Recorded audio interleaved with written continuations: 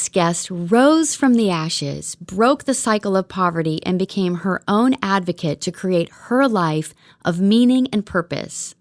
And now she's leading a movement to help other single moms do the same. She's even been honored by Ellen Degeneres.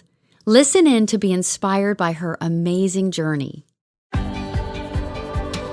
Welcome to this episode of She Made It. I am your host, Elle Zimmerman, and I am joined by my co-host, Clara. Welcome, Clara. Hi, Elle. I was just listening to that teaser you gave for her, and wow, Ellen Degeneres, that's a pretty big deal.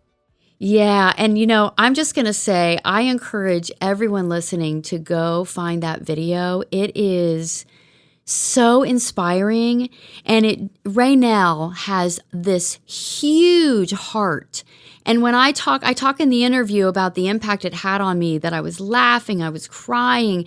She is the most authentic, giving, just big hearted person that I've really had the pleasure to interview. And so I'm not going to exactly tell you what the video is about, because we're going to sort of tell the story in our conversation, but it is definitely worth watching. Yeah, I still need to watch it, but I promise I'm going to. One of the things that stuck out to me the most about Nell is this grounded confidence, this assuredness that she had a mission and a path to take, and she really did it unapologetically. Yeah, and that totally reminds me of the resources that we've been working to put together specifically around confidence. Elle, I know that that's something that you work with women on all the time.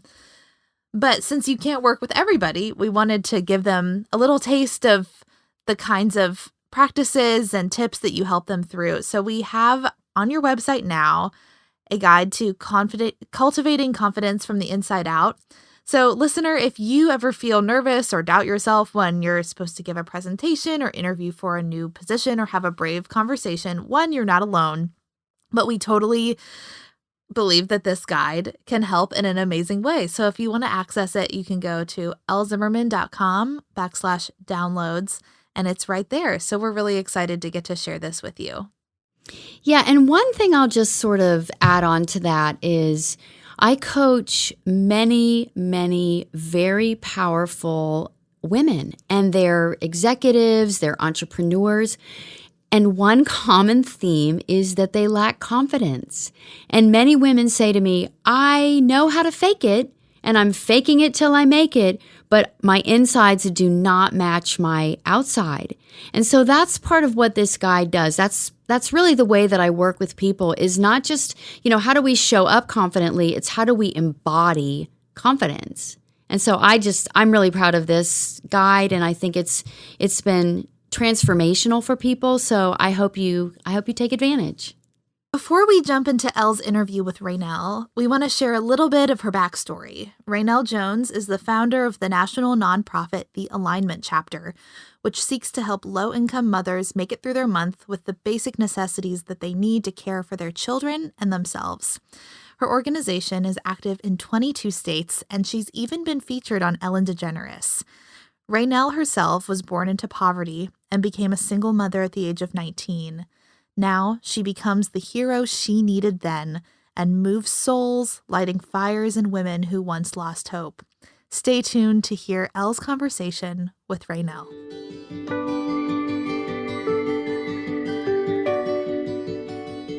Welcome to this episode of She Made It. I am your host, Elle Zimmerman, and I am so excited for my conversation today with Nell Jones. Ray has this incredible story of impact, of personal connection. She has a nonprofit that she's going to talk about. She's got some exciting things on the horizon, and I'm going to let her share with you who she helps, why she helps, and the story that brought her to where she is with this incredible empowerment and, just this opportunity to serve and help others. So welcome, Nell.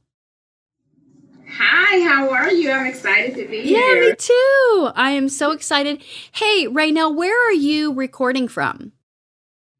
I am recording from Pittsburgh, Pennsylvania, located on the east side of the map. Awesome. Yeah, in fact, you and I, because I'm in Cincinnati, we're not too far away from each other. I think it's about 5 hours. So we probably have the same.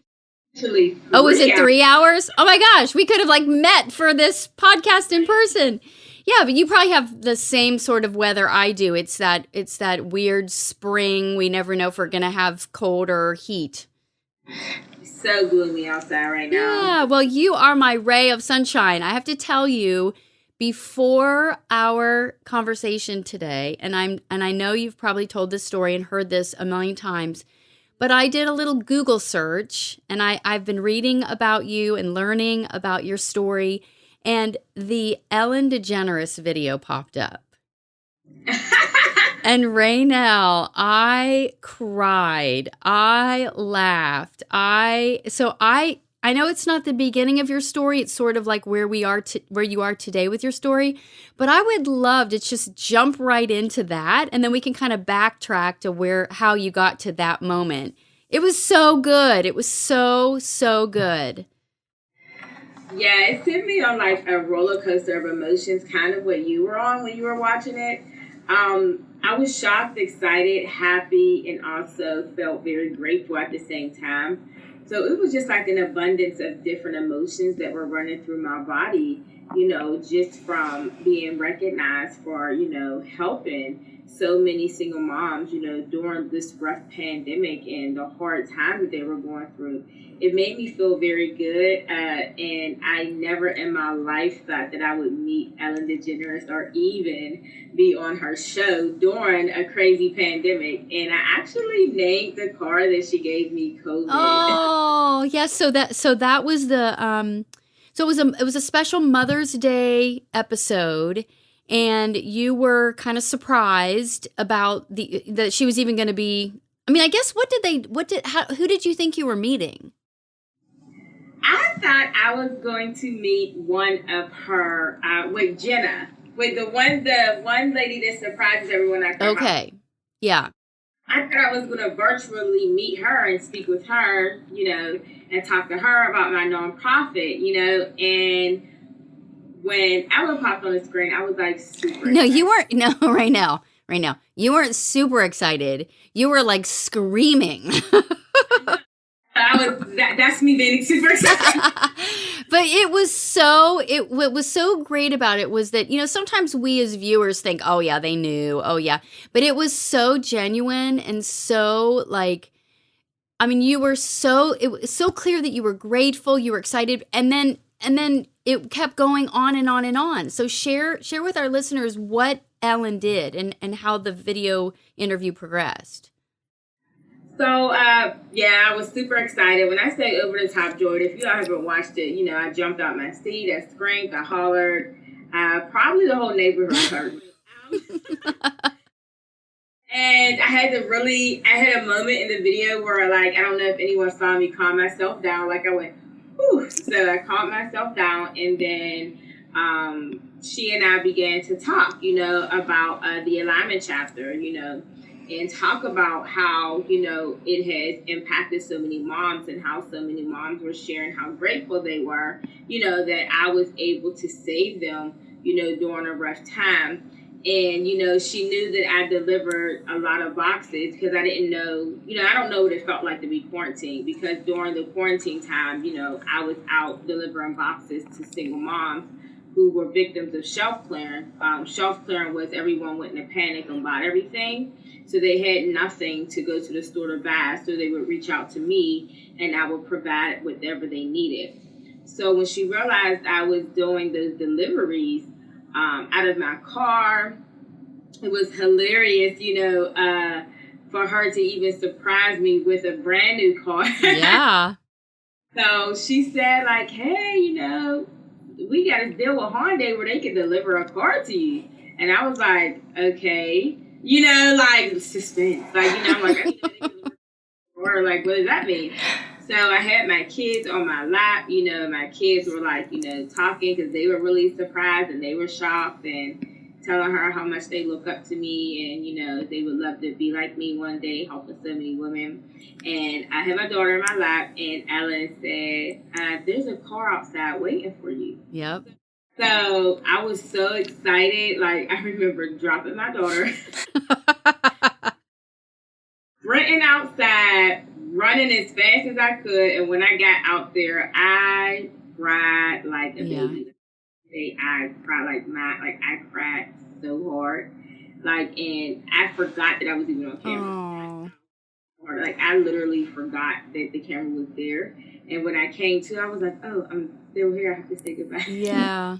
It was so impactful for me to watch that. And so we're gonna, if it's okay with you, we're gonna put a link to the video in the show notes. I think it's a beautiful expression of who you are as a human being, because you were so grateful, you were so honest, and it was this beautiful opportunity for Ellen to honor you for all that you do to serve all these women. And so it was this just return of love and return of generosity, really, because those were the things you needed, right? You needed the better vehicle, and yeah, and then it was so sweet to see your daughters just so proud of you, and so, I don't know, just the example that you're giving them. And I know that all this started from a journey that you took in your own life, that you know the need of those single women, those single mothers. You know the struggle of not having another supportive adult in the house. And also sometimes the poverty, sometimes just the overload of responsibility. So if it's okay, I'd love to hear a little bit about, so if Ellen is sort of like the story that just happened, within the last year, where did this journey start for you? Oh man, it started 12 years ago. I was a freshman in college and a first-time mom. Being born and raised in poverty, you're always taught that, go to college, you'll make it, you'll be successful if you go to college.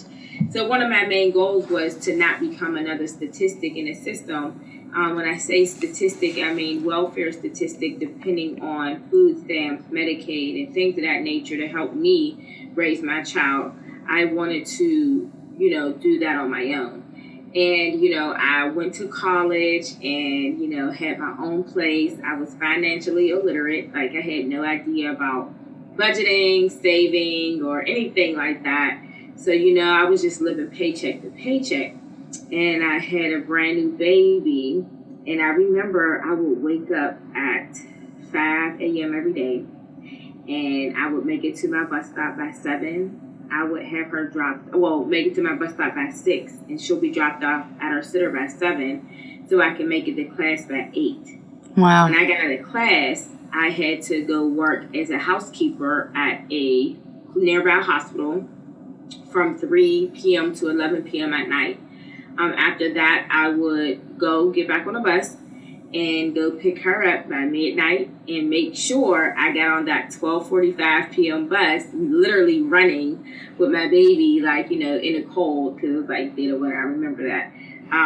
Trying to make it onto the bus, going home, not getting home till 1, not even spending enough time with her at all, just because I was so busy just trying to make ends meet and make it to get by, that I would do that every single day except for the weekends. Wow. So that's exhausting. It's exhausting. Yeah, it's physically exhausting. It's mentally exhausting.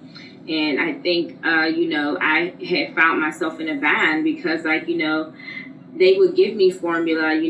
I was on a WIC program that would give me formula. However, they didn't give me enough for her. So I would have to always buy formula. I had to buy diapers, and I had to buy myself pads. And one day I had to figure out which one was I going to buy because yeah. So, all those things decline the mental of a single mom, of being in that space where you don't know what you're going to do. So I think the light bulb went off for me, when my lights were shut off and I was studying with my daughter in the dark. Oh. I had a midterm that Monday, and they shut my lights off that Thursday. I paid the bill Friday when I got paid, but they don't do same day shut-ons. So I had to wait till Monday to get my lights on. So by the time I got home that night, my lights were back on. So that's when I realized I needed to do something different, and I developed the couponing method. Couponing to me was free things. I learned how to do it very well. I self-taught myself that just so I can figure out how to make ends meet and save money somewhere. but it became an addiction, and I started stockpiling so many items to the point where it was just me and my daughter. So I knew a lot of single moms that caught the, public transportation with me. So you ever go to the store and you save the store bags, like you put them in like a drawer somewhere around the house? Sure. I'm not the only mom. Sure, yeah. Yep.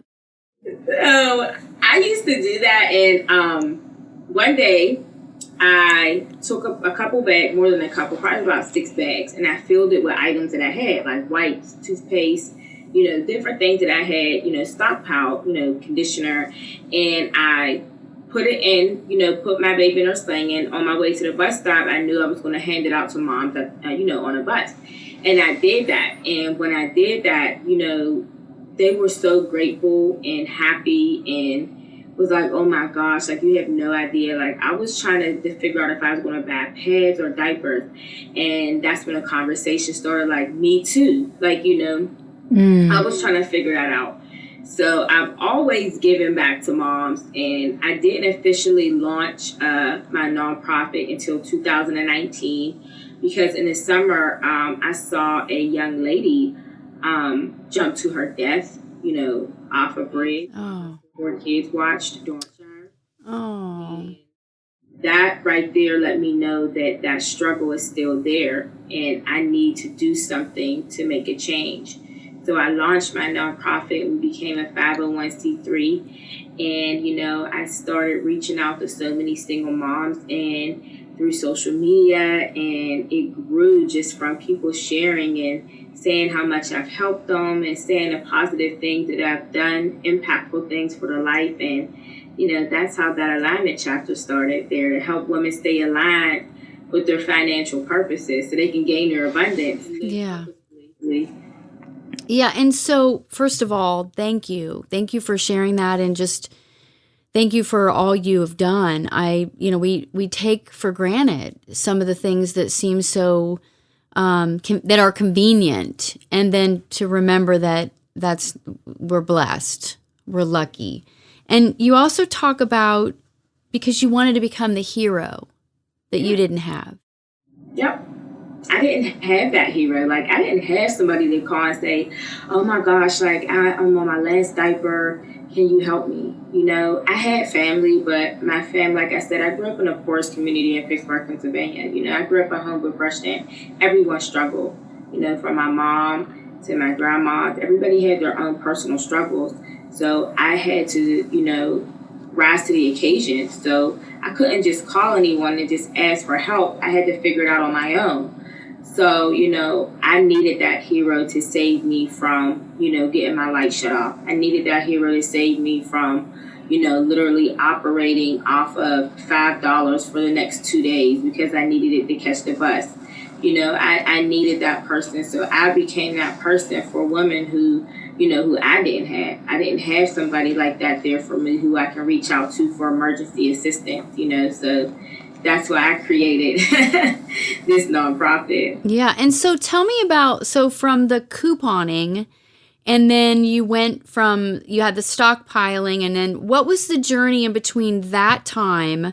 Obviously you were giving back what you were gathering. What was the journey from that time until the nonprofit? Let's talk about it. Okay, so I was going to college. I'm in college. I'm thinking, all right, I want to go to school for law.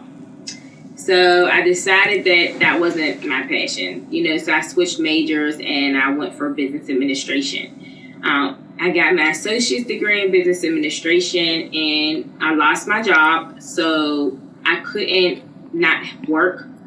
I had to work because I was a sole provider, So I took a break from school. And, focused on raising my daughter. I then, enrolled back into school and, tried to go again for my master's and, going for, business administration. I said, okay, that's fine. I know enough about business, but I was never satisfied. I was never settled. And I said, why don't I go to school for professional communications? Because that's like journalism and, all the good stuff that I like to do, talking to people. And, I started going back to school for that. But, I still was not, my cup wasn't even half full. I was still working regular 9-to-5 jobs, still trying to make ends meet, still living just to pay bills, if I could put it in a better perspective. Sure. And that's not a fun way to live, and when you wake up every morning and you hate going to work, your day starts off bad from the very beginning. When you wake up in the morning and you hate going to work and you hate, turning that key in your ignition and driving there and dropping the kids off and feeling exhausted, I just said, I'm not happy with what I'm doing. And that was for years. Mm-hmm. And, I was always happy helping people. That's what I was most happy at. Yeah. Happy helping people. I wasn't happy making money. I wasn't happy doing retail. I wasn't happy studying about, law and communication and racking up debt that I didn't need, because that's not what I want to do. I don't want to be a journalist. I don't want to be a business manager. I don't want to be those things, because that's not what I really love. I love helping people. And I always said, if I can just help people all day, every day for the rest of my life, I would. And that's where I felt like I stepped into my purpose back in 2019, where I felt like I was relieved. I get up excited every day to help women. I get up excited every day to figure out what's next. That's when I knew that I was walking into my purpose. For years, I've been trying to find what it was in me that I wanted. And the whole time, I just wanted to do what made me happy. Yeah, that is so good. And I love that, the world tells us we need to do things a certain way. We're supposed to go to college and get the job. And especially you talked about you want to be against that stereotype that was part of your past, and that college felt like such a part of breaking that chain of generational, ways of living. And so a question I have for you is, so that moment or that time when you're figuring out, okay, this is draining me. Getting in this car, driving to this job is draining me. Here's what I love.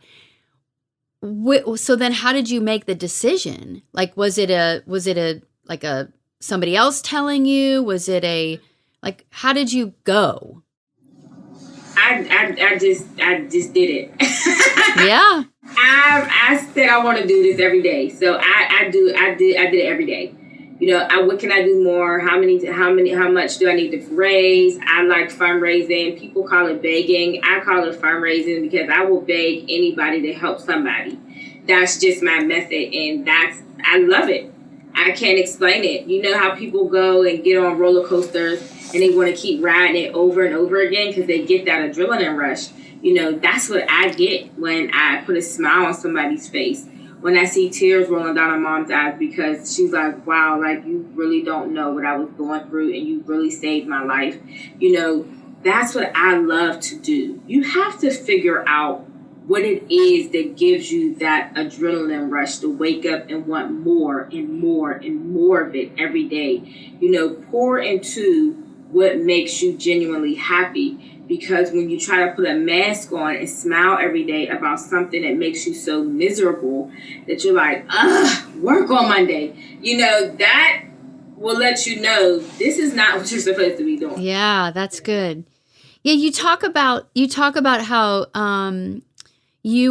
because you provide services, you provide things they need, but you also have this incredible way of inspiring, like encouraging single mothers not to lose faith. How does that show up in your nonprofit work? That shows up in transparency. So a lot of people are scared to tell their truths because either they're scared of what people might say, they're scared of judgment, they're scared of social media. Let's be honest here. And, one of the things that I've always thrived off was honesty and integrity.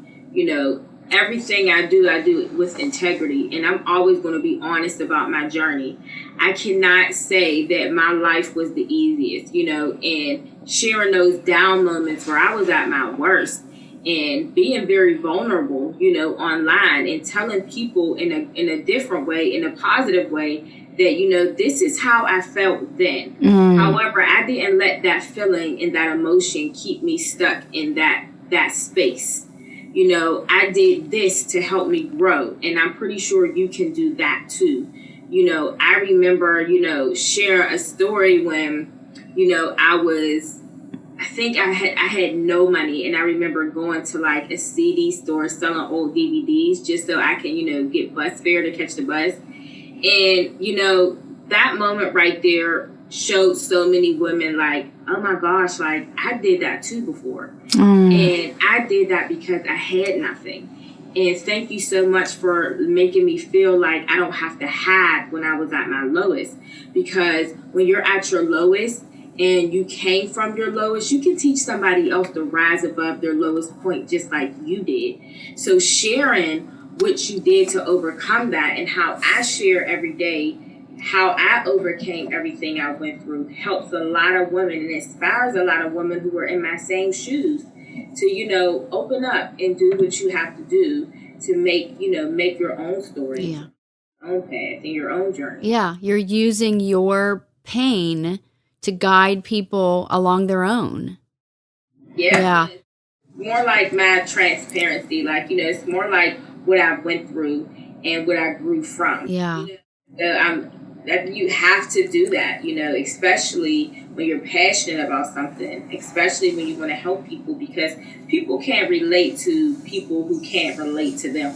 Like, I can't relate to someone who has not walked a mile in my shoes. Like, if I've never been 400 pounds, how can I tell someone who's 400 pounds how to lose weight? I can't do that because I've never been there. Sure. So that's where I thrive from. Yeah, that's really, I just, I love, encouraging, because I talk to so many women, so many clients who they feel like they're doing what they should be doing. They feel like they're going the right way or what's expected of them, but they're miserable. So I love this just reminder that, there's not a should. The should is what comes in your heart, and listen to that prompting in your heart and go toward what you love, what just fills you up. I love that. Do you have a story of someone when you were at sort of your low in that moment, in those moments of not knowing what was to come the next day? Did you have anyone step forward to help you? My grandma. My great grandma, my grandparents. My grandparents were like always like a rock in my corner, and every mom who ever was in my shoes, when you call and ask people for something, it really brings you to tears, because it's a moment of shame, the moment of I don't want to ask anybody for this. And when I was at my lowest at 19. I really had to, talk to my grandmother and let her know all the things that, I was going through. And, Grandma, I need to borrow $20, please. And she will always give it to me. And she'll always say, all you got to do is ask me every time. But as a woman, you don't never want to have to burden anybody. And I learned how to be a woman at a very young age. And I never wanted to burden anybody with what was my responsibility. Because, my responsibility and my actions, I have to overcome that by myself. So I never wanted to be a burden to anybody. And my grandma always came through for me. Yeah. Do you think you're better at asking for help now? Absolutely. I would ask for help with anything now. One tear. Yeah. And how do you help the women who are struggling to ask for help? Because I think that's such an important point, that we as women are kind of trained to be responsible for others and not to kind of let our own needs known. And we have to teach ourselves to self-care, to set boundaries. And you already talked about the shame that comes up with having to ask, especially when you're in such a down place. Do you find that women struggle with that still with your nonprofit? How do you help them? They do still struggle with that. One of my main advices to them is, you cannot live off of the opinion of someone who is not paying your bills. That's good. Yeah. Always have an opinion. Everyone's going to always have something to say, whether you're doing amazing or whether you're doing really bad. So you cannot sit in loneliness and sit in depression and be too afraid to ask for help based off of shame. Because just because you don't know what they're going through, that doesn't mean they're not going through the same thing you are. So you can't just assume that people are perfect. Everyone's perfect. Everyone has their life together. Everyone doesn't have it together. And the way I share on my social media constantly, I let women know it is so okay to say, I have anxiety and I'm suffering bad. I can't sleep at night. I'm going through the worst mommy day ever. And I feel like I just lashed out on my kids, but I had a moment because I need to take self-care. It's okay to admit that because every woman has that moment. Once we break those barriers down and we start letting women see that it's okay, to say what you're going through and to ask for help because people are out here willing to help you, that creates a strong foundation of women who are able to lean on one another. Yeah. So that's how I help them lean on each other, is by being transparent and honest with your reality. Yeah, and I know we talked a little bit before we started that you have a couple things launching coming up. I think you said there's something in April called the Positive Collective, and it sounds to me like this might be part of that. Is that true? This is kind of part of it. So in April, right now what we're doing is we have the all year round, we have our Her Story Series, 365 Story Series, which we are using stories from single moms who we have helped, and we, with their permission, we are sharing how they were impacted by our nonprofit and what they have learned and how they have grown. And the Positive Collective will be the Allignment Chapter, teaming up with 3 other organizations that targets different areas that I do not, help in. That targets in bullying, that targets in, Asian hate crimes, different things like that. So the Positive Collective is, creating a positive impact across the globe, and, us coming together, helping people who are impacted, by even if it's just like a devastation, or even if it's just, by bullying, or even if it's just by domestic violence. The Positive Collective is going to be 3 organizations that strongly team up to make a big change across the globe. I love it. You are totally a movement maker. Thank you. You are, and your energy just like it exudes out. And so, so I wonder, because you're doing motivational speaking too, aren't you? That's right. Yeah. I could see why that would be such a great fit for you. Yeah. Do you have a story? I know these women might want to stay anonymous, but is there a story that you could share that maybe a story or an example of something that you're really, really proud of how the Allignment Chapter, how your nonprofit has helped? Because you said you have this Her Story sort of. It's Her Story 365. Yeah. 5 means all year round. Her Story is just typically stories from some of our moms. One mom in particular, her name, you'll probably read her story on my page. Her name is Jasmine. I remember I met Jasmine during the pandemic, and I met Jasmine when Jasmine just had a baby, literally. And the baby did not have the 6-week-old shots because we were in a full government shutdown. Yeah. Jasmine could not get any milk for her baby because she could not take her baby outside, and she had 2 other children. So if she took her baby outside, then her baby would have been at risk of getting sick, diseases, anything of that nature. So Jasmine reached out to me, and Jasmine had nothing. Jasmine had no water. Jasmine had no food. Wow. Out the hospital from having a baby. And, I reached back out to her, and I asked her, whatever you need, let me know what you need. I don't care what it is, and I'll bring it to you. She let me know what she need, and I brought it to her. And I always told her, after, going through the tears and talking it out, I had a long conversation with her, and I asked her, what is it that you want to do? What is it that I can help you with? We can't do this forever. What is it that you need to do so you can know that you're living purposefully? She said, I always wanted to do nails. I said, well, have you practiced? She said, yeah, I've practiced. I said, do you have any income? She said, well, not right now because I just had the baby and I don't have anyone. I said, okay, so once the baby gets, older or well, and I said, do you have any, materials to use? She said, I do have materials. She was really excited about it. She said, when I was working, I was buying a lot of nail stuff. I said, oh, very interesting. So maybe when the world opens back up, you can start doing nails. Months passed down, world started opening back up, and Jasmine reached out to me and she sent me a picture of a couple clients she had.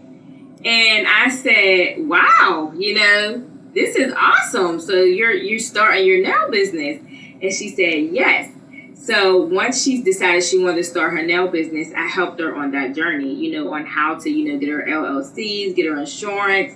And pretty much Jasmine is living and thriving in her purpose. Ray, Nell, that is awesome. Working in a nail shop. I'm so proud of her. Seeing from broken, just had a baby, miserable, I gotta stay home, to how happy she is. She has her own car now. Oh my gosh. In a year. And it was only a year. Jasmine reached out to me last March, and this March wow. has changed tremendously. I'm so proud of her. So this is a silly question, but do you remember what you brought her? Like what was in her box? Diapers, baby formula, baby wipes. She had a baby in pull-ups, so I brought her pull-ups. I brought her bottles. I brought her water. I brought her little essential food for the kids. I brought her, I was doing a Boots for Moms drive then, and people were donating brand new boots, so I bought her some boots. Oh my gosh. People donated brand new clothing because she just had a baby. She probably couldn't fit her regular clothing because she gained weight, so I bought her that. I brought her household cleaning items, feminine hygiene products, lotion, soap, deodorant, and everything she needed to survive for 30 days. I made sure it was 30 days worth of stuff so she never, she would be okay. That is so amazing. And the reason I asked that is because you bring her a box of these sort of, supplies, but this conversation, this opportunity to have this conversation and dig into her, her purpose, her passion, her curiosity, inspired her to have a life change. Yeah, that is. The mindset, you can save somebody's life. That's amazing. Yeah. Yeah. And so when you kind of talked a little bit about how you helped her with her LLC. And so is that part of the nonprofit too, helping women get jobs or find their next thing? What I offer here is a 6-week financially fit literacy course. Only thing I require every mom to do is to take that course, just because that course provides so much nourishment that they probably didn't know about, and 99% of the moms had no idea about half the things they learned.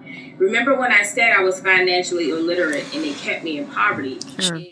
One of the things that I wanted to do was provide that so women that were like me or that are like me that, didn't have no idea about credit repair, how to tap into a 401k, savings bonds, how to coupon, how to budget, how to start a business. I wanted to provide a 6-week course on how to do those things. And the amount of women, who grew from that is just breathtaking. You know what I mean? And it's a Zoom meeting. We do it every Sunday at 7 p.m. Mm-hmm. And it's, it's the whole, we've all heard the saying, you lead a horse to water, but you can't make him drink.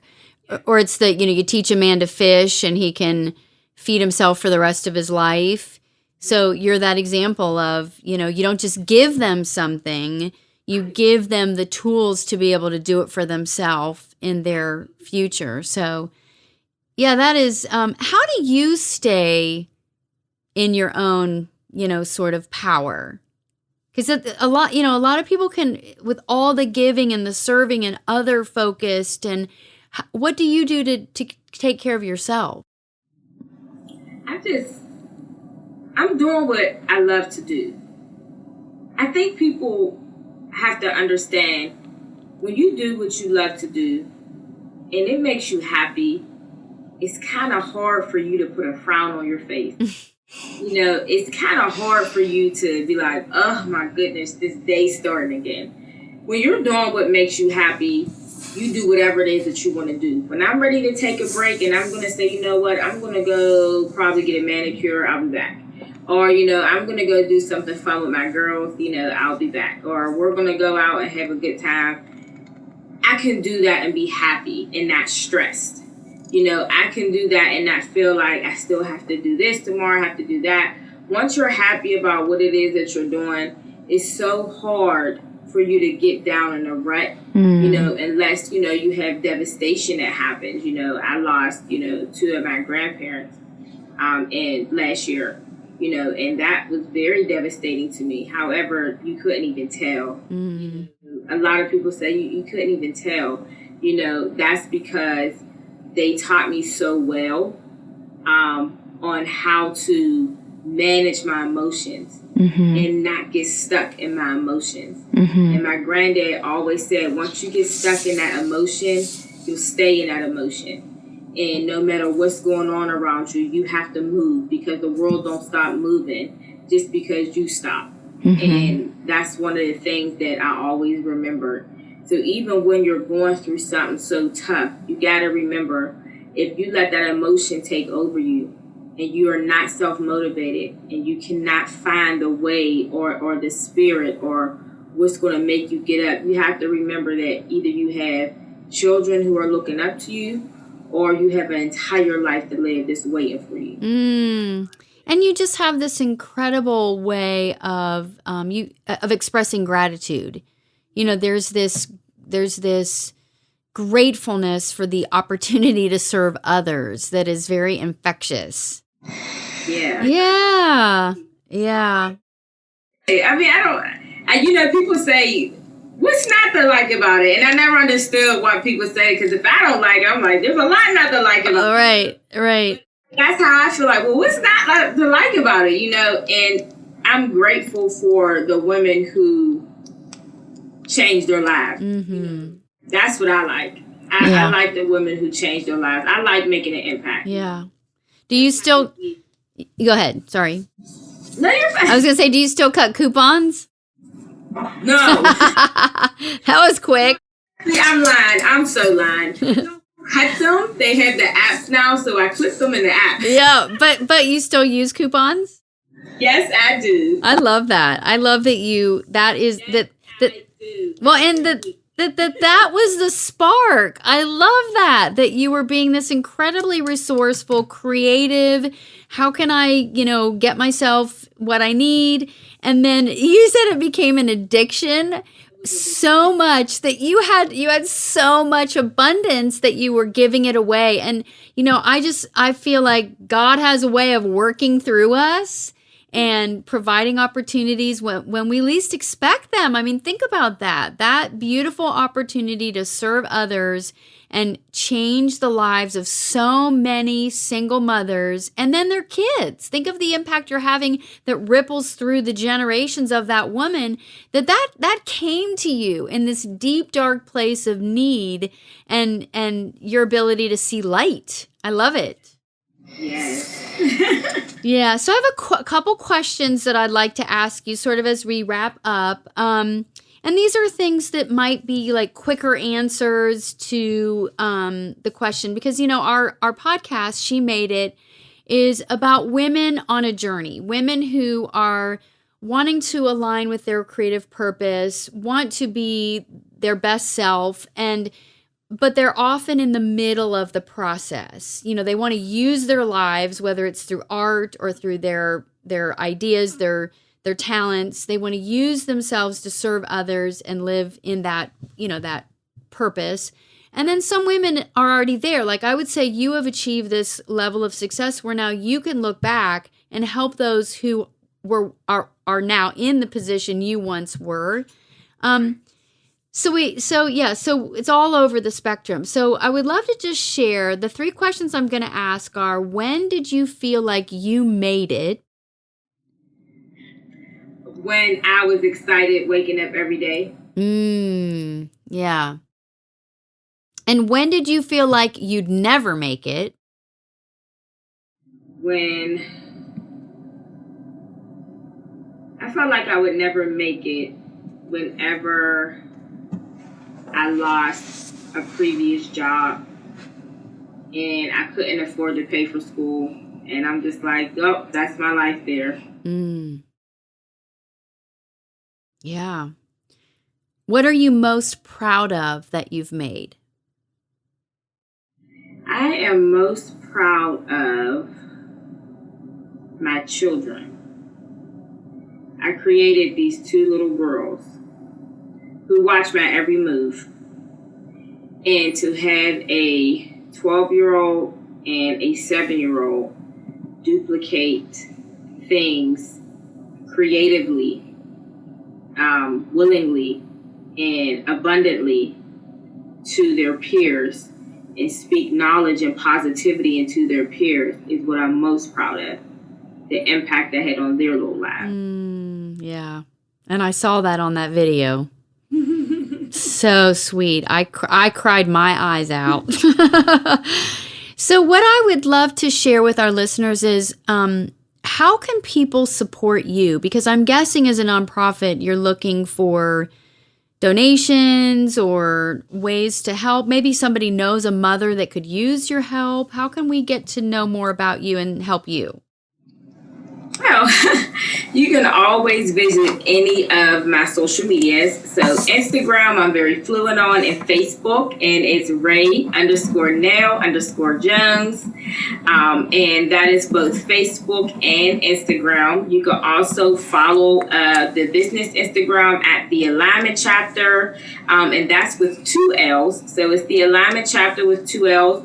And definitely visit our website at www.thealignmentchapter with 2 L's.org. Yeah, and we will put all that. 2 L's because that's what it's spelled. Yeah, no, and that's good. And we'll put all that in the show notes too. But I know, and does it say on your website how people could donate?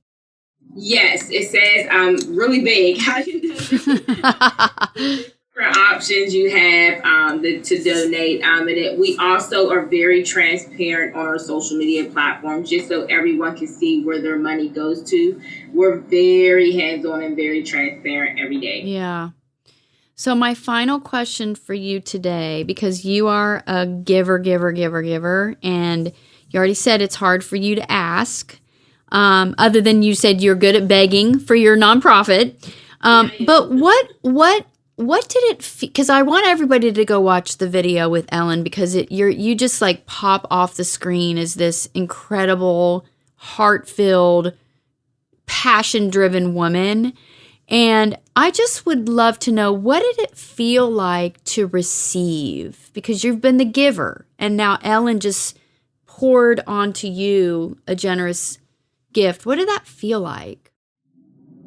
It felt like, oh my gosh, it felt like I've been waiting for this my whole life. I don't know if anybody's ever had that moment that you have been waiting to be seen for all the good and all the hard work. You know, when you work so hard and it seems like you're not getting nothing, and you work so hard, and then when you finally get rewarded, those tears don't come from what you're rewarded with. Those tears come from the years of working so hard to get exactly what it is that you need. And those tears came from me working so hard all of these years, you know, to make it to where I need to be comfortable, to make it to where I don't have to make a car payment. You know, those were tears of joy, and that's tears from hard work. And well deserved. Yeah. Oh, Raynell, it was great talking with you today, and I know that this is really inspirational, and I just wish you the best of luck, and I will make sure all our listeners can find you and maybe they'll hopefully we can support you in some ways. Awesome. Thank you so much for having me. I had so much fun talking with you today. Yay! All right. Well, thank you. Thank you so much for tuning into this episode of She Made It. Our goal is to reach as many women as possible through this podcast to inspire them to find their truest, most creative selves. And we need your help. Apple Podcasts is way more likely to put our show on other people's radar if we have reviews. If you've enjoyed even just one episode of She Made It, we'd be so honored if you left a review on Apple Podcasts or iTunes. It's easiest to do this through the Apple Podcasts app on your phone, and if you're not sure how, just go to elzimmerman.com/review if you need some instructions. Thank you so much in advance. We cannot wait to hear from you.